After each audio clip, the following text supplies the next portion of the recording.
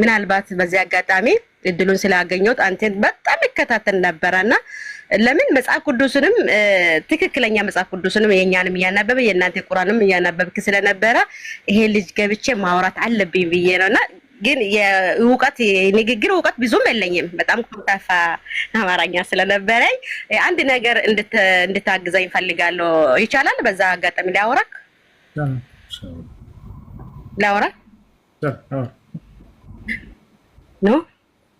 በቃ ኢቴ እዚህ ላይ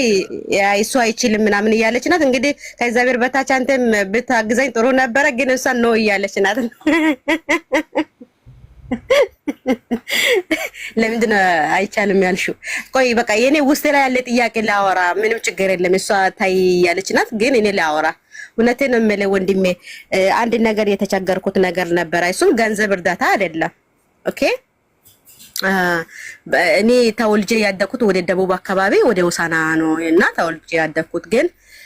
አሁን ለጊዜ ያለው ዱባይ ነኝ ስደት ነኝ ስደቱ ምንጩን ነው የደረስኩትና 18 አመት ወጣት ወይ 19 ላይ ሆኜ የወለድኩት ልጅ አጋጣሚ እኔ 1 አመት ልጅ ነበርና ወደ ስፔን አካባቢ በጉዲፈቻ ሰጥቼ ነበርና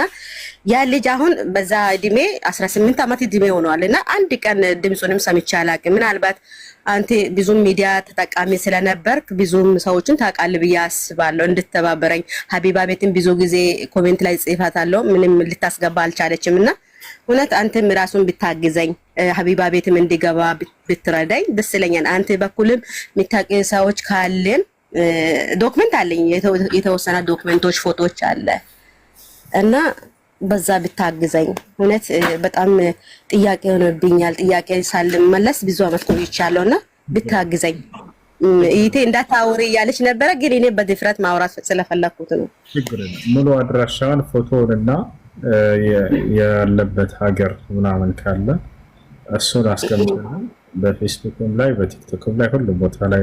አፈላልግልሻለሁ በቻልኩት አቅም አላህ ያስገኝልሽ አላህ ያገናኛችሁ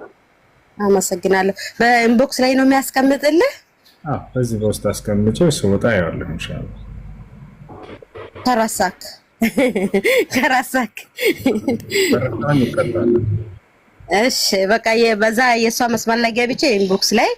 እንድታስቀምጥ አደርጋታለሁ ዶክመንትም አለ ፎቶም የ5 አመትና የ3 አመት እንደገና ቅርብ ጊዜ ሰው ዝም ብሎ በየሰጠው ዶክመንት መሰረት አገንተናል ምናምን ብሎ ያለ ሰዎች የላኩ ፎቶም አለ ለማንኛውም አንተ ያለ ዶክመንቱን ሙሉ ሰጣለሁ ማለት ነው በዛ ታግዘኛለህ አመሰግናለሁ